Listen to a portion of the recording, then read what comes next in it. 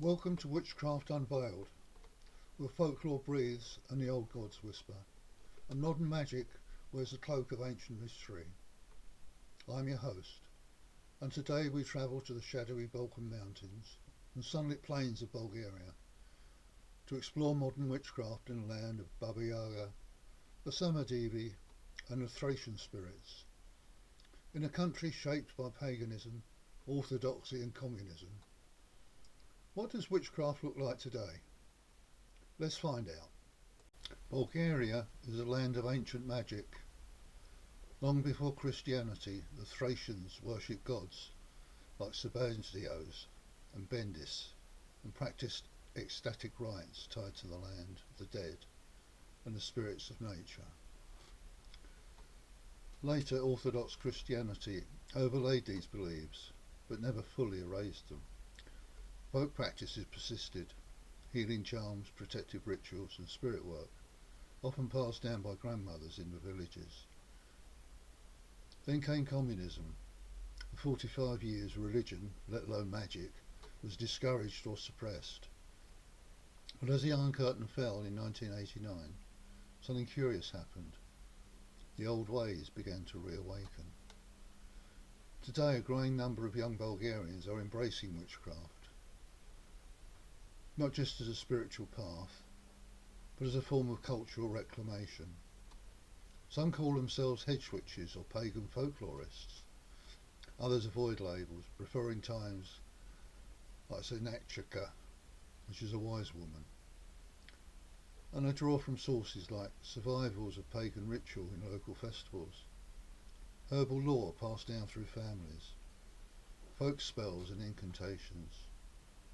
And yes, modern tools like tarot, crystals, and even online covens. So what does Bulgarian witchcraft look like in practice today? There are a few core themes. Nature-based rituals. Many modern practices honour the old seasonal festivals, like Serva, which is January, where masked dancers ward off evil, or Kukeri rites, which cleanse and protect the land. Herbalism. While crafting is essential, plants like St John's wort, mugwort and vervain are gathered and used in smudging or teas or charms. Protection magic. Spells for guarding against a slow oko or evil eye are common. Red thread bracelets and salt rituals are deeply embedded in folk belief. Spirit contact, honouring the ancestors, especially on nights like Dimitrivdan and Goliama, which blend to orthodox and pre-Christian beliefs. Then there are the Samadevi. These wild forest nymphs are feared and revered. Some witches today work with their archetype, untamed, seductive and dangerous, to reclaim feminine power.